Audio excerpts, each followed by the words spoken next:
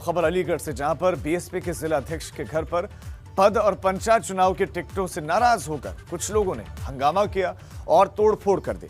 घटना उस वक्त हुई जब बहुजन समाज पार्टी के पूर्व सांसद मुनकात अली जिला अध्यक्ष के आवास पर एक जरूरी मीटिंग करके वापस आगरा आ रहे थे और इसी तोड़फोड़ की तस्वीरें यहां पर लगे सीसीटीवी कैमरे में कैद हो गई।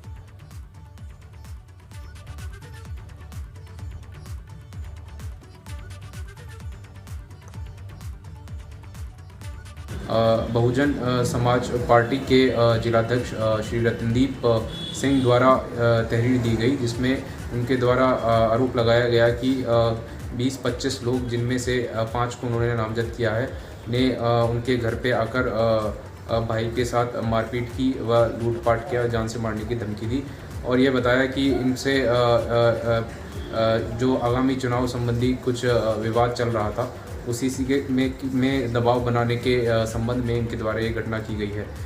इस घटना के संबंध में मुकदमा पंजीकृत किया जा रहा है और इसमें जांच कर आवश्यक विधिक कार्रवाई। कानपुर में बदमाशों के हौसले लगातार बुलंद नजर आ रहे हैं। बजरंग दल जिला संयोजक पर 3 युवकों ने घर पर बम से हमला कर दिया।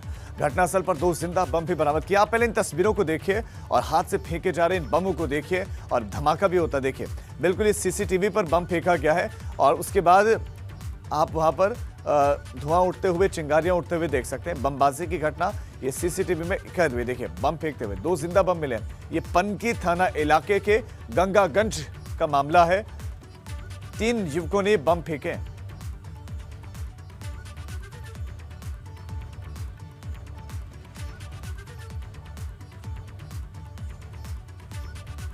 तो एक तस्वीर आपने कानपुर की देखी, अब आपको आगरा लिए चलते हैं। आगरा में दबंगों ने असलहे के दम पर फैक्ट्री संचालक से रंगदारी मांगी। असलहे लहराकर गुंडाई करते हुए दबंग सीसीटीवी में कैद हो गए।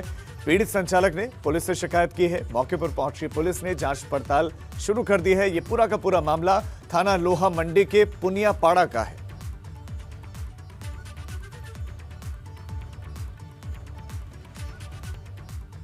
गोरखपुर के ग्रामीण क्षेत्र गगहा के वार्ड नंबर 51 से जिला पंचायत सदस्य का चुनाव लड़ने की तैयारी कर रहे संभावित दावेदार रितेश मौर्य की बुधवार देर रात 9:15 बजे के आसपास गोली मारकर हत्या कर दी। वारदात गगहा गजपुर मोड़ पर स्थित इंटर कॉलेज के पास हुई और उस वक्त रितेश कुछ लोगों के साथ वहां पर बात कर रहे थे, तभी बाइक सवार बदमाशों ने उन पर ताबड़तोड़ गोलियां बरसाने शुरू कर दी और उनकी हत्या कर दी।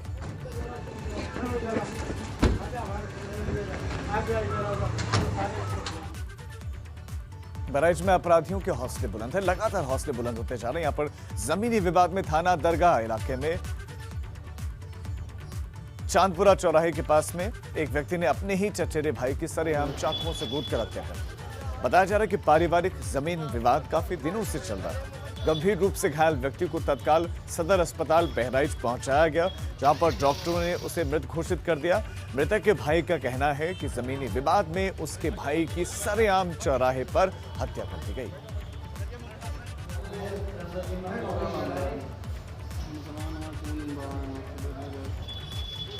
मासूम की किडनैप होने के बाद बच्ची की मिली लाश, जिसके बाद पुलिस ने सुराग तलाशे तो सामने आ गया कातिल का चेहरा। और देखिए फिर उसके बाद जो कातिल निकला उसकी पूरी कहानी।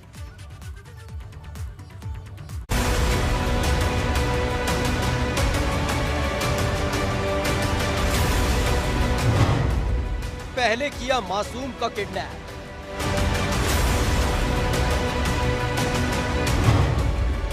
फिर चिपकाया गया पर्चा। पर्चे के जरिए शादी की डिमांड,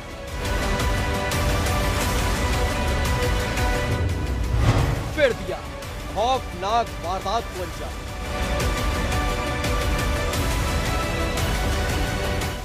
फिरोजाबाद के शिकोहाबाद इलाके के नगला सैदलाल गांव में उस वक्त हड़कंप मच गया था जब 6 साल की मासूम अचानक से गायब हो गई थी और उसके बाद पुलिस ने उसकी तलाश शुरू की।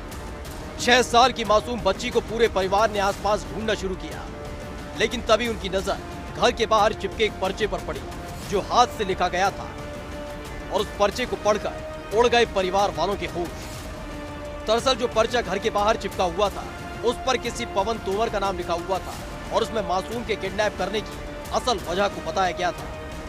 पर्चे में लिखा हुआ था कि 6 साल की मासूम उनके कब्जे में है, लेकिन उसे वो तभी छोड़ेगा जब मासूम की बड़ी बहन से उसकी शादी कराई जाएगी।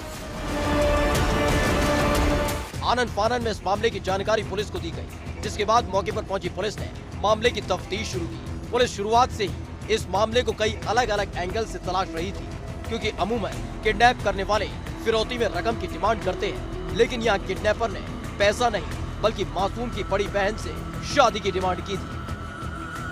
पुलिस लगातार हर एक सुराग तलाश रही थी और मासूम की बरामदगी के लिए हाथ पांव मार रही थी कि तभी नगला सैदलाल गांव में ही मासूम का शव एक तालाब से बरामद हुआ, जिसके बाद मौके पर पहुंची पुलिस ने पूरी तरह से फोकस उस किडनैपर पर कर दिया जिसने इस वारदात को अंजाम दिया था। दरअसल परिवार और पुलिस के साथ साथ गांव वालों का भी मानना है कि जो लाश बरामद हुई है वो बीच तालाब से बरामद हुई है और 6 साल की मासूम तालाब के बीचों बीच नहीं जा सकती है। ऐसे में ये कोई हादसा भर नहीं है, बल्कि सोची समझी साजिश के तहत की गई हत्या है। लेकिन पुलिस के सामने सबसे बड़ा सवाल ये था कि आखिर अजीबोगरीब डिमांड रखने वाला सन की किडनैपर कौन है, क्योंकि पूरे गांव को रडार पर रखने वाली पुलिस को पवन तोमर नाम का एक भी शख्स नहीं मिला था। तो वही लगातार पुलिस मासूम की बड़ी बहन से पूछताछ कर रही थी, जिससे पर्चा लिखने वाले ने शादी कराने की शर्त रखी थी। पुलिस ने एक एक कर जब सुराग को तलाशना शुरू किया तो कुछ ऐसा सामने आया कि घर के ही एक सदस्य पर शक की सुई घूमने लगी और फिर इस शख्स को पुलिस ने हिरासत में ले लिया। दरअसल पर्चे को पुलिस ने ध्यान से देखा और घर के अंदर की कॉपी से इसका मिलान किया गया तो पता चला उस पर्चे के लिए कॉपी से ही पेज फाड़े गए थे। पर्चे चिपकाने के लिए जो पदार्थ बनाया गया था वो आटे से बनाया गया चिपकाने का पदार्थ था और घर से ही एक प्लेट पर हूबहू वैसा ही पदार्थ का सबूत मिला। घर में छानबीन की गई तो घर के अंदर जो कॉपी मिली है उसी कॉपी से वो पर्चे के लिए कागज़ फाड़ा गया है, ये प्रमाणित होता है।